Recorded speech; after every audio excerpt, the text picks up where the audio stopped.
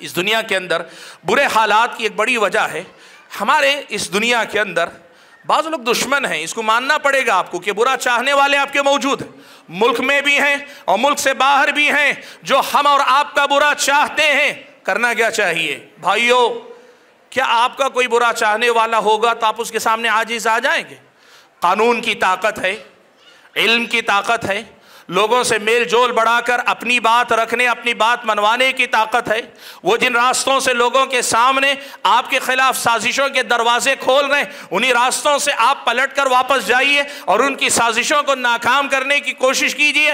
کب تک آپ دشمن کو صرف الزام دیتے رہیں گے؟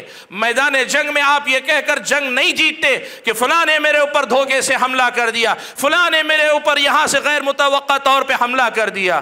وہ جو میدان جنگ کے گر جانتا ہے, ہر حملے کو ناکام کرنا جانتا ہے, وہی حقیقت میں میدان میں آگے بڑھتا ہے. آپ کا دشمن آپ کا برا چاہتا ہے. سوال یہ ہے کہ آپ اپنے لیے کیا چاہتے ہیں؟ آپ دشمن کے شر سے, اس کی منصوبہ بندی سے, اس کی عیاری مکاری سے بچنے کے لیے کیا کر رہے ہیں؟ اس کو آپ سوچئے نا. آج یہ صورتحال ہے کہ ادھر سے تدبیر پہ تدبیر, فیصلوں پہ فیصلے, ہر دن ایک نیا وار, اور ادھر سے مسئلہ یہ ہے کہ ایک مسئلے کو بھی فالو اپ کر کے کسی صحیح انجام تک پہنچانے کے لیے ہم تیار نہیں. اللہ کے بندو, برا چاہنے والے برا چاہیں گے, لیکن آپ کو اپنے مسائل کے حل کے لیے بھی آگے بڑھنا پڑے گا. اور ایک بات بڑی اہم اور کہہ دوں, یہ جو دنیا ہے نا, اللہ تعالیٰ نے دنیا کے بارے میں یہ بھی بتایا ہے کہ اللہ دنیا ہمیشہ ایک جیسی نہیں دیتا.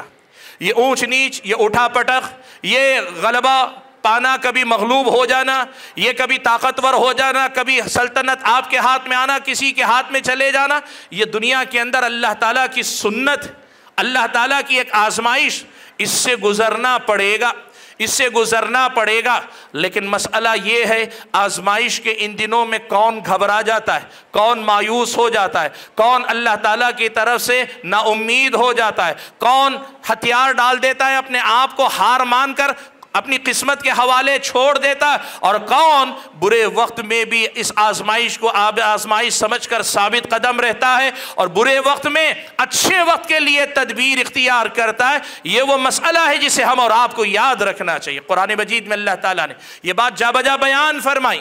اللہ تعالیٰ نے کئی جگہ پہ یہ بات بیان فرمائی کہ دیکھو اللہ کی یہ سنت ہے کہ اللہ تعالیٰ لوگوں کو آزماتا ہے. اور یہ بھی اللہ نے کہا وَتِلْكَ الْأَيَّامُ نُدَاوِلُهَا بَيْنَ النَّاسِ, یہ بھی جان لو یہ اللہ کی سنت ہے کہ اللہ تعالیٰ ان دنوں کو پلٹتا بدلتا رہتا ہے. کبھی اچھے دن آپ کے آئے, کبھی اچھے دن کسی اور کے آئے, کبھی کسی اور کے آئے.